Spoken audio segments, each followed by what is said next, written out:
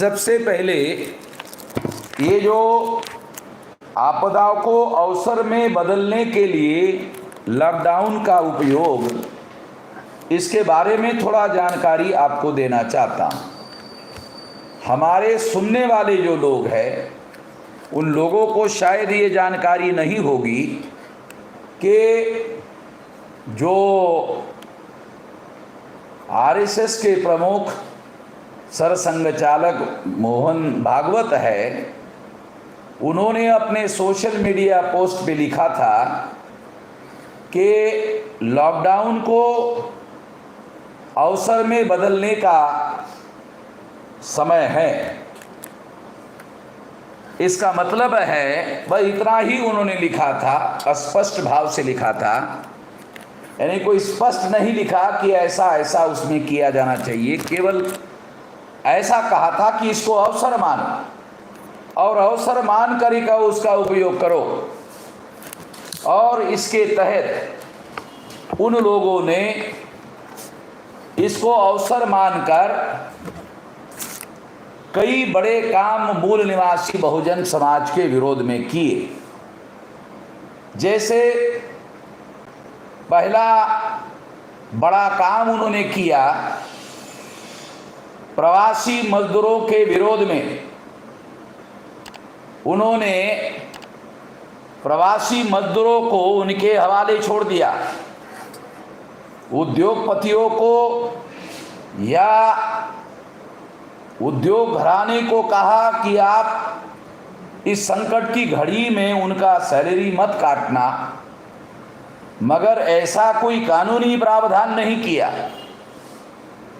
और ऐसा बंधन डालने का काम कोई किया नहीं। इसलिए उद्योगपतियों ने उनको उनके अपने रहमो करम पर छोड़ दिया, तो वो लोग अपने घरों में भूखे मरने के बजाय उन्होंने ये सोचा कि हमें अपने अपने गांव और अपने अपने राज्य में वापस जाना चाहिए। ऐसे परिस्थिति में रेल बंद थी, बसें बंद थी, तो प्रवासी मजदूरों ने हजारों हजार किलोमीटर पैदल चलते हुए चलने का काम किया। पैर में छाले पड़ रहे हैं, छोटे छोटे बच्चे हैं और घरों दर महिलाई है। इस तरह की भयंकर स्थिति आज़ाद भारत के इतिहास में, इतनी भयंकर स्थिति ऐसा होते हुए इसके पहले कभी नहीं देखा गया और दुनिया के इतिहास में कहीं ऐसा हुआ होगा, ऐसा भी कोई उदाहरण दिखाई नहीं दिया।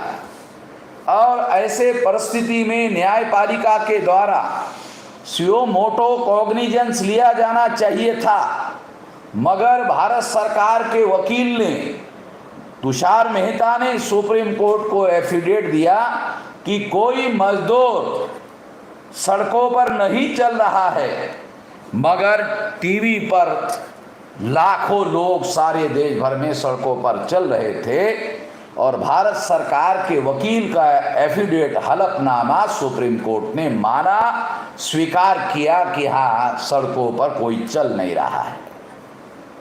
मगर बाद में 69 दिन में जब बहुत बड़ा हंगामा हुआ, तो उसके बाद जब बहुत बड़े पैमाने पर लोग अपने अपने गांव में पहुंच गए, उसके बाद suo motu notice supreme court ने लिया। उसके बाद भी 1 महीने का समय उनको जवाब देने के लिए कहा ताकि किसी प्रकार की कार्रवाई करने का आदेश लेट से दिया जा सके और सरकार को कुछ जिम्मेदारी ना लेना पड़े।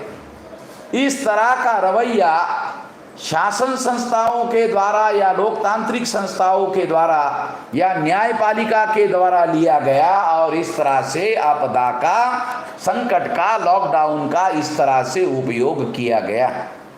इतना ही नहीं, इसी दौरान बहुत सारी कंपनियों को प्राइवेटाइज करने का और औने पौने दाम में सरकारी संपत्ति की कंपनियां जो है उद्योगपतियों को बेचने का बहुत बड़ा षड्यंत्रकारी काम इस लॉकडाउन में नरेंद्र मोदी के द्वारा किया गया। इतना ही नहीं, और बैंकों के जो शेयर है उन शेयर को भी केवल 51% तक रखने का, नेशनलाइज बैंक का और बाकी सारे शेयर जो है बेचने का भी कार्यक्रम चलाने के लिए रिजर्व बैंक ने भारत सरकार को ऐसा करने के लिए सलाह दिया। और ऐसा बहुत सारा काम हो रहा है, यह अवसर का फायदा लेके हो रहा है। भारत में लेबर लॉ 8 घंटे का है कि लेबर को 8 ही घंटे काम करवाया जा सकता है, मगर इस लॉकडाउन का फायदा लेकर भारत सरकार ने 12 घंटे का, 10 और 12 घंटे का समय बढ़ा दिया। इस तरह से ऐसी बहुत सारी बातें, असंवैधानिक बातें, गैर कानूनी बातें लॉकडाउन का उपयोग करते हुए इन लोगों के द्वारा करने का काम किया गया, ऐसा बहुत सारा दिखाई दे रहा है। इसमें एक और बहुत बड़ा मामला लॉकडाउन के दौरान करने का काम किया गया। लॉकडाउन के दौरान एक हैरान करने वाली बात सामने आई। जब 24 मार्च को लॉकडाउन शुरू हुआ तो उधर उत्तर प्रदेश में जो राम मंदिर का ट्रस्ट है, जिसमें 21 लोग हैं, सारे के सारे ब्राह्मण हैं, उस ट्रस्ट ने वहां पर समतलीकरण करने के नाम पर जो बौद्ध भूमि है उनके अवशेषों को जेसीबी चलाकर नष्ट करने का कार्य आरंभ किया। ये कार्य उन्होंने 24 मार्च से ही शुरू किया और उनको भारत सरकार ने सारे देश के लोगों को लॉकडाउन में घरों में बंद रहने के लिए कहा। उत्तर प्रदेश के लोगों को भी कहा, मगर राम मंदिर बनाने वाला जो ट्रस्ट है उस ट्रस्ट को समतलीकरण करने का कार्य करने के लिए अलाउ किया, ताकि गुप्त रूप से यह काम किया जा सके, ताकि जो बौद्ध अवशेष हैं, पुरातात्विक अवशेष हैं, उसे नष्ट किया जा सके। और 21 मई को जो अवशेष सामने आए, ऐसा दिखाया गया तो उनका उन्होंने प्रचार किया मीडिया के द्वारा कि ये शिव मंदिर है, मगर शिव मंदिर के कोई सबूत वहां वो दिखा नहीं पाए। जो पिलर वो दिखा रहे थे वो अष्टकोणी पिलर थे, उसे शिव मंदिर बताने का काम किया जा रहा था, जो किसी भी दृष्टि से शिव मंदिर नहीं माना जा सकता।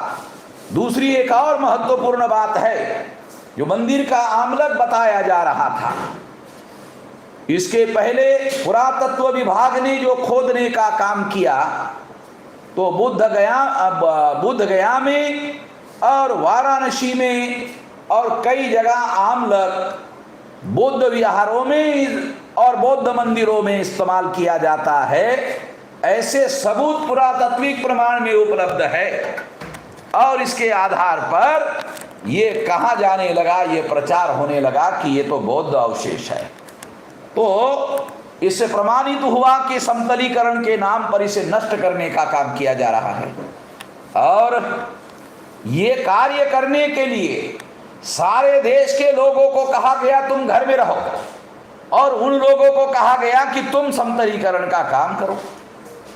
और समतलीकरण का काम करते वक्त उन्होंने जेसीबी चलाया तो समतलीकरण करने का काम, जेसीबी चलाने का काम क्यों किया?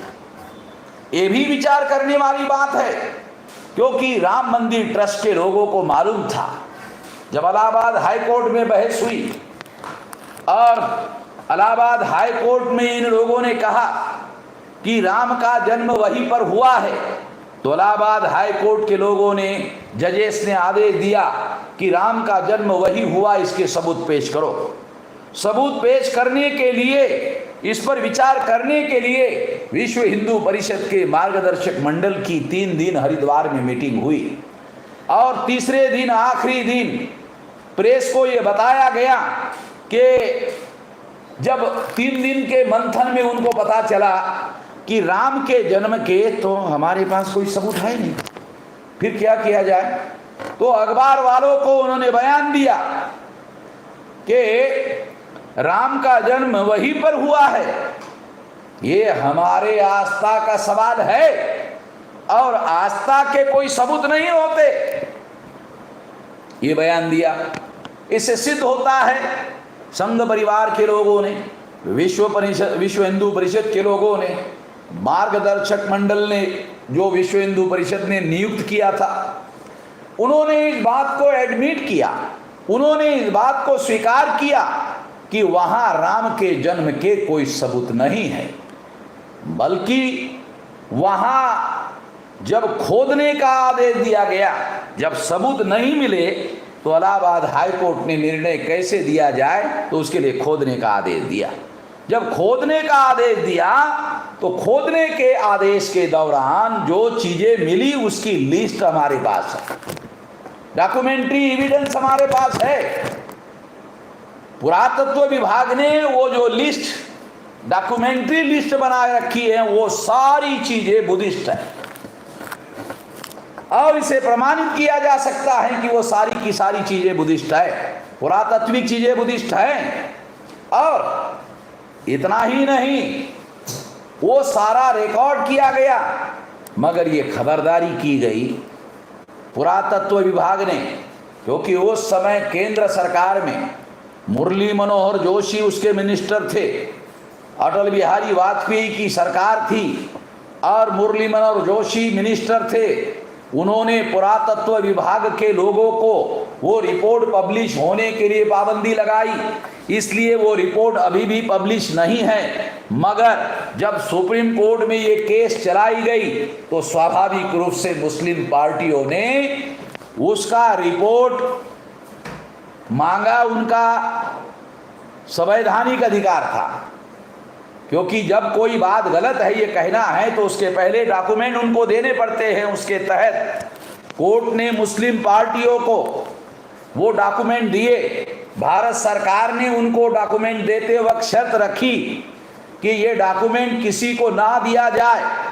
जब मुसलमानों के विरोध में फैसला हुआ तो मुसलमान फ्री हो गए, उस बंधन से फ्री हो गए और उन मुसलमानों ने वो सारा डॉक्यूमेंट जो है वो डॉक्यूमेंट मीडिया वालों को दिया या दूसरे लोगों को दिया, उनके माध्यम से हम लोगों को भी ये डॉक्यूमेंट मिला। और किसी तरह से जब वो डॉक्यूमेंट मिला तो वो डॉक्यूमेंट्री एविडेंस हमारे पास है।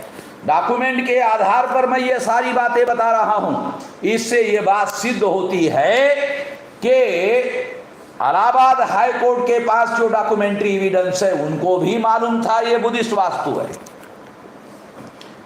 जो खुदाई की गई है उसमें राम जन्मभूमि का कोई भी सबूत नहीं मिला। इवन समतलीकरण के नाम पर जो वस्तुएं मिली उसमें भी राम जन्मभूमि का कतरा भी नहीं मिला। इवन बाबरी मस्जिद में जो मूर्ति रामलला की रखी गई थी वो भी गोरखपुर से लाकर, हनुमान पोद्दार के घर से लाकर वो मूर्ति बाबरी मस्जिद में रखी गई थी। और ये कांग्रेस जवाहरलाल नेहरू के समय में और गोविंद वल्लभ पंत के समय में ये सारा खेल, ये सारा षड्यंत्र किया गया था। और इस तरह से ये षड्यंत्र उस समय किया गया और वो मूर्ति रामलला की गोरखपुर से लाकर रखी गई। इसका मतलब है अयोध्या में उनको रामलला की मूर्ति जमीन के ऊपर भी नहीं दिखा सके। जमीन के अंदर तो बहुत दूर की बात है, जमीन के ऊपर भी नहीं ला सके, दिखा सके, तो उसके लिए गोरखपुर से लाकर वो मूर्ति, इसके भी हमारे पास डॉक्यूमेंट्री एविडेंस है, सारे चीजों के डॉक्यूमेंट्री एविडेंस है। एक और बात मैं आपको बताना चाहता हूं, सुप्रीम कोर्ट में जब ये केस की बहस चल रही थी तो सुप्रीम कोर्ट के एक जज ने मुसलमानों के वकील को पूछा कि ये मंदिर के बारे में आपका क्या कहना है। जो खुदाई हो रही है उसमें मंदिर के बारे में है नहीं है, इसके बारे में आपका क्या कहना है? तो मुसलमानों के वकील ने कहा कि नहीं, वहां कोई मंदिर नहीं है। फिर क्या है? कहा कि ये गोलाकार चीज दिखाई देती है। तो ये गोलाकार चीज क्या है? तो मुसलमानों के वकील ने कहा कि वो बौद्ध स्तूप हो सकता है मगर मंदिर नहीं है। तो जज ने उसको डपटाते हुए कहा कि आपने आंखों से देखा? अरे जब पुरातत्व का रिकॉर्ड है, पुरातत्व का रिकॉर्ड है, उसके आधार पर बोल रहे थे ना। क्योंकि जजेस को ऐसा लगा अगर इस चीज को स्वीकार किया जाता है तो ब्राह्मणों का क्लेम रद्द हो जाएगा। मुसलमानों का तो हो ही जाएगा, ब्राह्मणों का भी क्लेम रद्द हो जाएगा और बौद्धों को देना पड़ेगा। बौद्धों को ना देना पड़े इसलिए ऐसा किया गया। विनीत मौर्य की केस थी, बौद्ध की केस थी।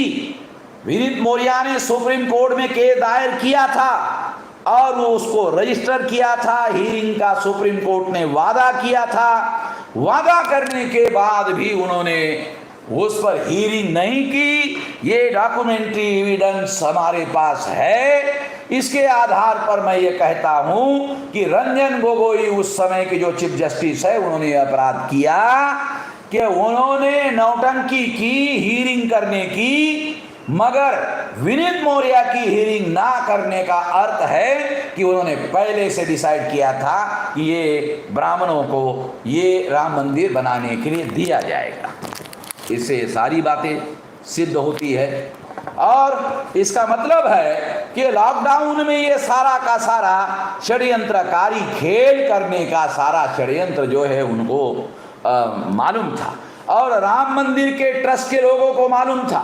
वहां बौद्ध स्तूप है और बड़े साइज का बौद्ध स्तूप है और उसको अगर मान लो गिराना है, गिराने के लिए उदल और फावड़े से नहीं गिराया जा सकता। वो तो बहुत बड़ा होता है साइज में। अगर आप वाराणसी जाओ वहां पर और आप सांची जाओ वहां पर छोटा मोटा नहीं होता है, वो बहुत बड़ा होता है। इसलिए वो स्तूप है, इसलिए मंदिर ट्रस्ट के लोगों ने जो सारे ब्राह्मणों का है उनको मालूम था बौद्ध स्तूप है, इसीलिए उन्होंने वहां पर जेसीबी चलाने का निर्णय किया। इससे भी ये बात सिद्ध होती है। इन सारी बातों से यह सिद्ध होती है कि वहां पर बौद्ध स्तूप था, बौद्ध विरासत थी और इसके विरोध में ये षड्यंत्र करने का काम किया गया। ये एक बहुत बड़ा षड्यंत्र था। इस षड्यंत्र को हमें समझने की, इस षड्यंत्र को हमें जानने की जरूरत है। वो कहते हैं कि ये राम जन्मभूमि है, मगर आरएसएस, विश्व हिंदू परिषद, मार्गदर्शक मंडल और जो राम मंदिर के ट्रस्ट में शामिल है, कोई भी व्यक्ति इसका कोई सबूत, कोई डॉक्यूमेंट्री सबूत, कोई पुरातात्विक प्रमाण, किसी प्रकार का कोई प्रमाण दिखा नहीं पाए। उसके विरोध में चाइना से जो हुएनसांग और फाइयान, ये जो प्रवासी नालंदा में आए थे और जब आए थे तो उन्होंने प्रवास वर्णन किया। वो वहां साकेत गए और साकेत गए तो उन्होंने आंखों से देखा कि वहां बहुत बड़ा बौद्ध विहार है, संघाराम है, 3000 भिक्षु वहां निवास करते हैं, बौद्ध विहार है, बौद्ध स्तूप हैं। ये सारी की सारी बातें वहां उन्होंने अपने प्रवास वर्णन में लिखी हुई है, ये रिकॉर्ड है। इसके आधार पर मेजर जनरल कनिंघम ने खुदाई करने का काम किया। जब 1855 के आसपास मुसलमानों के साथ जब विवाद हुआ तो अंग्रेजों का सरकार थी, तो अंग्रेजों ने मुसलमान और ब्राह्मणों के बीच में झगड़ा हुआ था और मुसलमान भी मारे गए और ब्राह्मण भी मारे गए थे।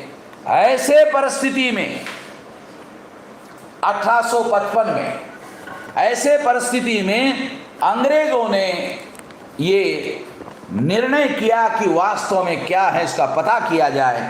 तो अंग्रेजों ने खुदाई के आधार पर, ये पुरातत्व के आधार पर ये निर्धारित किया कि वहाँ ब्राह्मणों का कुछ नहीं है, वहाँ राम मंदिर नहीं है, और वहाँ शिव मंदिर नहीं है, वहाँ कुछ नहीं है, और वहाँ जो है वो मौर्य काल के बौद्ध स्तूप है, बौद्ध विहार है, संघाराम है। संघाराम उसको कहते हैं जहाँ संघ के लोगों को आराम करने के लिए बनाई गई जगह को संघाराम बोलते हैं। तो इस तरह से ये सारा रिकॉर्ड, यानी ह्वेनसांग का रिकॉर्ड अवेलेबल है, फाइयान का रिकॉर्ड अवेलेबल है, करिंघम जो पुरातत्व का डायरेक्टर जनरल है उसका रिकॉर्ड अवेलेबल है, इलाहाबाद हाई कोर्ट ने जो खुदाई करने का आदेश दिया उसका रिकॉर्ड अवेलेबल है, और जो सुप्रीम कोर्ट के जज ने जजमेंट दिया उस जजमेंट के रिकॉर्ड में ये उल्लेख है, उसमें टेम्पल शब्द नहीं है। जो बौद्ध स्तूप के लिए जो शब्द यूज किया जाता है वो शब्द वहाँ लिखा हुआ है।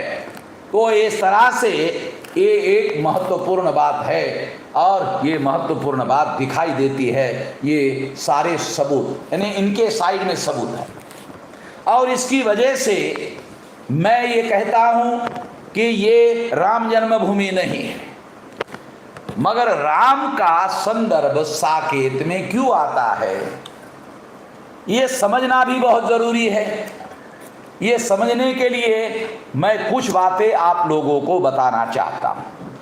पहली बात ये है कि सम्राट बृहद्रथ मौर्य, जो मौर्य साम्राज्य का आखिरी सम्राट राजा अल्पवयीन था, तो उसका सेनापति पुष्यमित्र शुंग नाम का ब्राह्मण था। और ये जो ब्राह्मण था इसने उस राजा की हत्या की जब वो मिलिट्री का, सेना का निरीक्षण कर रहा था। ये ब्राह्मणों के ग्रंथ में लिखे हुआ है, संस्कृत के ग्रंथों में लिखा हुआ है, और इसका लिटरेचर उपलब्ध है, और इसके आधार पर मैं ये बातें आपको बता रहा हूँ। बाबा साहब आम्बेडकर ने भी लिख कर रखा है। तो बाबा साहब आम्बेडकर ने लिख कर रखने का मतलब समझ में आता है कि वो बगैर किसी सबूत के नहीं बोलते हैं, बगैर किसी सबूत के लिखते नहीं हैं, और मेरा भी कोई रिकॉर्ड नहीं है मैं बगैर सबूत के बोलूं। तो इस तरह से मैं भी सबूतों के आधार पर बता रहा हूं कि पुष्यमित्र शुंग के द्वारा सम्राट बृहद्रथ मौर्य की हत्या की।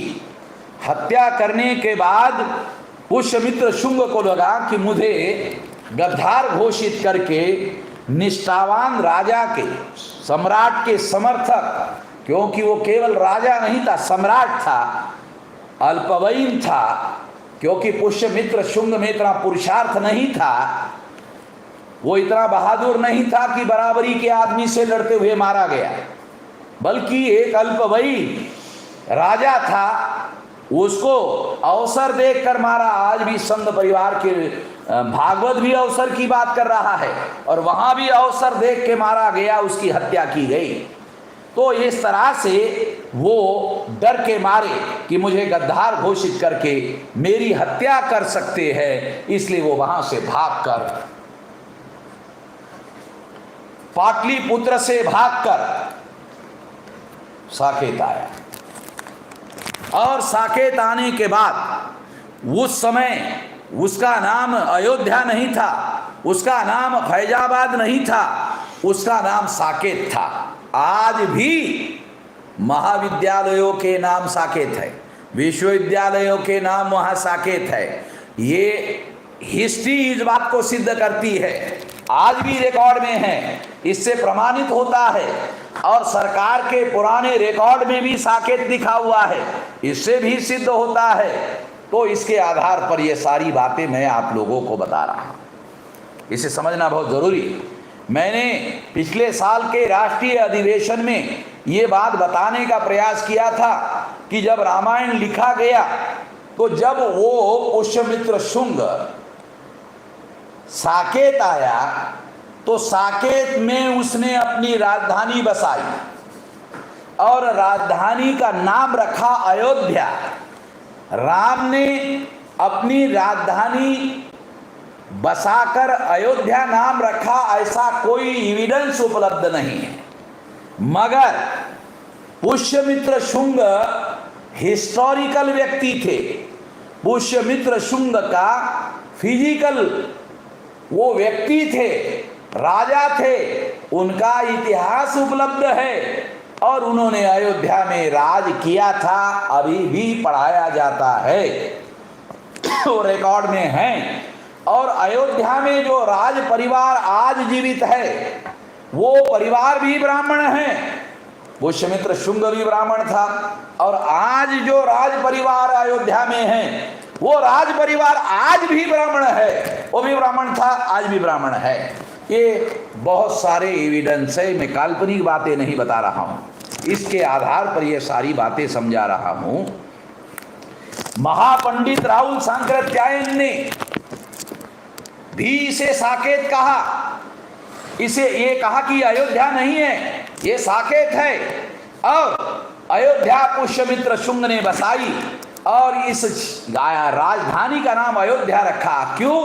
क्योंकि साकेत में किसी प्रकार का युद्ध लड़े बगैर ये राजधानी बसाई, इसलिए उसका नाम रखा गया अयोध्या। युद्ध किए बगैर बसाई हुई राजधानी, ऐसा उसका अर्थ निकलता है अयोध्या शब्द का। अगर संधि विग्रह करने का काम करे तो इससे पता चलता है। इसके आधार पर ये मैं कह रहा हूं, भाषा शास्त्र के दृष्टि से भी कह रहा हूं और इसको प्रमाण के तौर पर उपयोग में लाया जा सकता है उसके आधार पर भी कह रहा हूं। एक दो एविडेंस नहीं है, तमाम प्रकार के एविडेंस मैं आपको बता रहा हूं।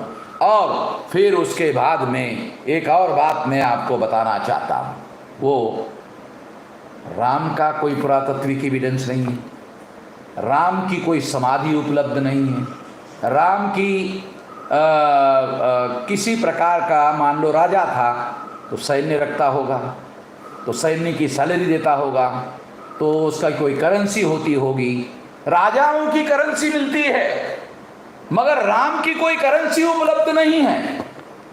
अगर राम की कोई करेंसी उपलब्ध नहीं है, उसकी समाधि उपलब्ध नहीं है, ये सारे एविडेंस इस बात को सिद्ध करते हैं कि राम का मामला वहां नहीं है। इतना ही नहीं, अयोध्या में जो नदी बहती है वो शरयू नहीं है, अयोध्या में जो नदी बहती है वो घाघरा है। जब ये बात मैंने दिसंबर के हमारे राष्ट्रीय अधिवेशन में कही तो आरएसएस के लोगों ने सुना होगा और आरएसएस के लोगों को लगा होगा अरे इससे तो हमारा सारा रामायण झूठा साबित हो जाएगा। इसलिए आरएसएस ने योगी आदित्यनाथ पर दबाव डाला और दबाव डालकर उस घाघरा नदी का नाम बदलकर शरयू रखने का मंत्रिमंडल में प्रस्ताव पारित किया।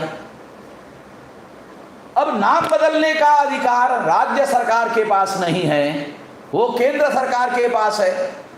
उन्होंने दिल्ली भेजा, ये जो मंत्रिमंडल में रेजोल्यूशन पास किया, ये रेजोल्यूशन, ये प्रस्ताव इस बात को सिद्ध करता है कि वामन मेश्राम जो कह रहे हैं वो बात सही साबित होगी। और उसका डॉक्यूमेंट्री एविडेंस मिल गया मुझे कि तुमने प्रस्ताव पारित करके ये सिद्ध किया कि ये नदी घाघरा नहीं, आज से भविष्य में केंद्र सरकार इसका नाम बदल दे और बदल कर इसका नाम शरयू रखे।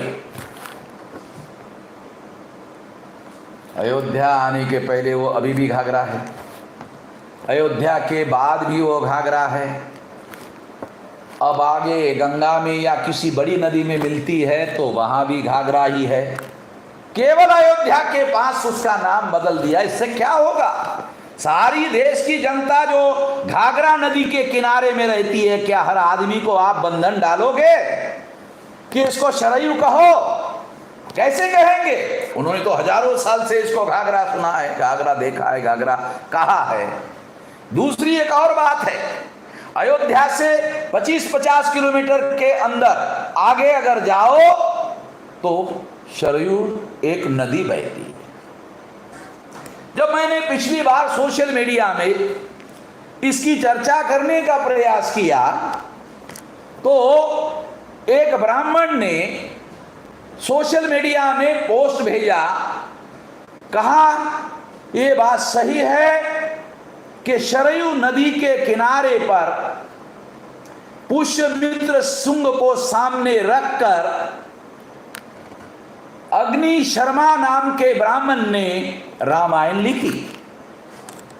इसका मतलब ये है, इससे ये सिद्ध होता है कि उस समय ये रामायण लिखी गई होगी, इसकी शुरुआत की गई होगी। और रामायण लिखने के लिए जो पाली साहित्य में दशरथ जातक है, उस दशरथ जातक में दशरथ का पुत्र राम को बताया गया है। तो वो जो दशरथ जातक में जो राम है वो बोधिसत्व राम है, उसकी स्टोरी है जातक कथा में। तो जब रामायण लिखने के लिए ब्राह्मणों ने प्रतिक्रांति करने के बाद, सम्राट गृहदत्त मौर्य की हत्या करने के बाद जब रामायण लिखने के लिए, जब इसका इतिहास किसी कथानक में लिखने के लिए लिया, तो उसके लिए भी उन्होंने दशरथ जातक से स्टोरी का आधार चुराया। रामायण की जो मूल स्टोरी है वो चोरी की हुई स्टोरी है, और चोरी करके ब्राह्मणों ने रामायण लिखा हुआ है। इसके भी डॉक्यूमेंट्री एविडेंस है। एक और बात मैं आपको बताना चाहता हूं, वो भी बहुत महत्वपूर्ण बात है। वो ये है कि वाल्मीकि रामायण की कॉपी उपलब्ध है, और वाल्मीकि जी ने लिखा कि मैं ब्रह्मांड के खानदान का हूं, ये रिकॉर्ड में लिखा हुआ है। और पंजाब के एक कोर्ट ने घोषित भी किया कि वाल्मीकि ब्राह्मण थे, ऐसा उन्होंने घोषित भी किया है। कोर्ट वालों ने घोषित किया है, हम क्या कर सकते हैं, क्योंकि ये कोर्ट का निर्णय है। तो इस तरह से वाल्मीकि रामायण में लिखा हुआ है, 2 श्लोक है जिसके सबूत हमारे पास है। वो 2 श्लोक में बुद्ध को वाल्मीकि रामायण में गाली दी हुई है। अगर राम का जन्म बुद्ध के पहले हुआ होता, रामायण बुद्ध के पहले लिखा गया होता, और बुद्ध का जन्म बाद में 1000 साल बाद हुआ होता, तो फिर रामायण के अंदर 2 श्लोक बुद्ध के विरोध में क्यों लिखे गए? अगर रामायण के अंदर बुद्ध के विरोध में श्लोक लिखे गए तो इसके 2 सबूत मिलते हैं कि ये बुद्धोत्तरकालीन है, और दूसरा कि अगर ये बुद्ध काल में या मौर्य काल में लिखने की कोई हिम्मत नहीं कर सकता था, बुद्ध के विरोध में कोई गाली देने की हिम्मत नहीं कर सकता था, इसका अर्थ ये भी है कि ये बुद्धोत्तर काल में रचा गया है। अगर उस ब्राह्मण की ये बात मानी जाए कि अग्नि शर्मा नाम के ब्राह्मण ने लिखा, हो सकता है हमने उनको सबूत मांगा, उन्होंने सबूत दिया नहीं, तो बगैर सबूत की बात तो नहीं मानी जा सकती। मगर ये माना जा सकता है कि ये जब गुप्त काल आया तो गुप्त काल के समय में रामायण लिखी गई, या हो सकता है कि गुप्त काल में रामायण का विस्तार किया हो, जैसे बाबा साहब अम्बेडकर कहते हैं बाद के समय में रामायण का विस्तार किया गया और उसमें बहुत सारे कथा, उपकथा, नीति कथा और बहुत सारी बातें जोड़ी गई, ऐसा किया गया। दूसरी एक और बात भी जानने वाली बात है, समझने वाली बात है कि पुष्यमित्र शुंग अयोध्या के राजा थे, पुष्यमित्र शुंग अयोध्या के राजा थे और रामायण में राम भी राजा है।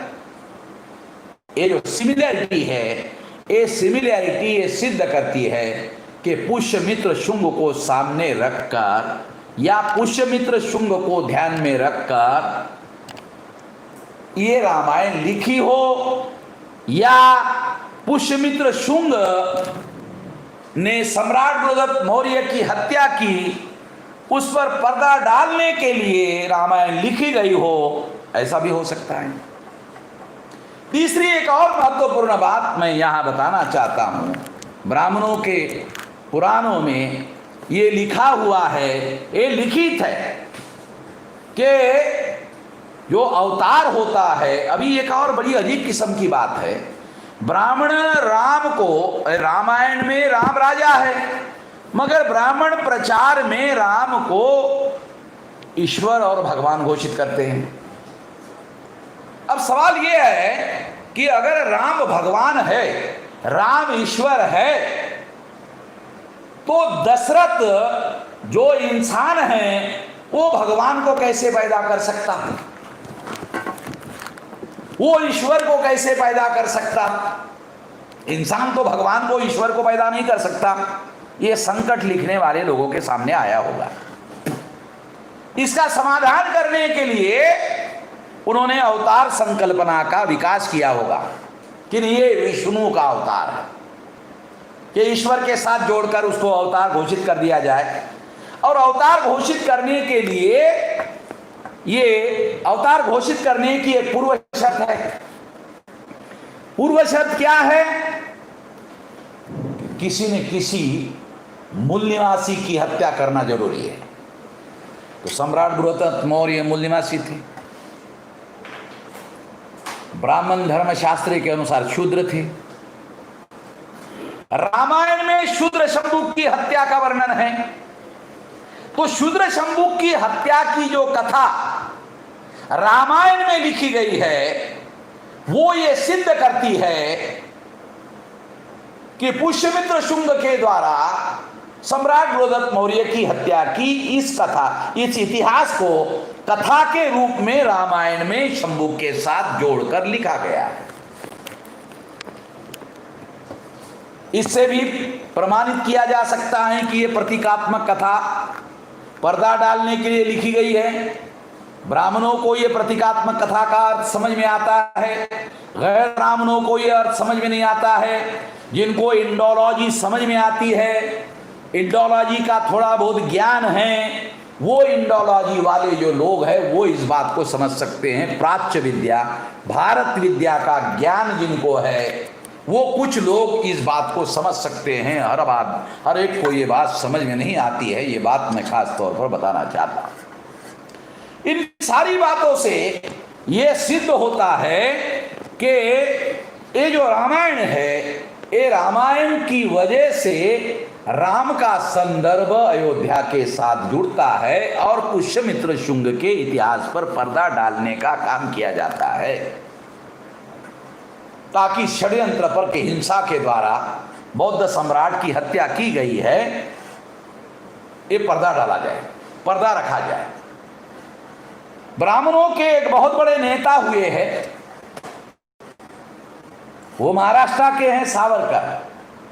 उन्होंने एक किताब लिखा, मराठी में उसका नाम है सहा सोनेरी पान, यानी सिक्त सोने के पन्ने, ऐसा हिंदी ट्रांसलेशन है।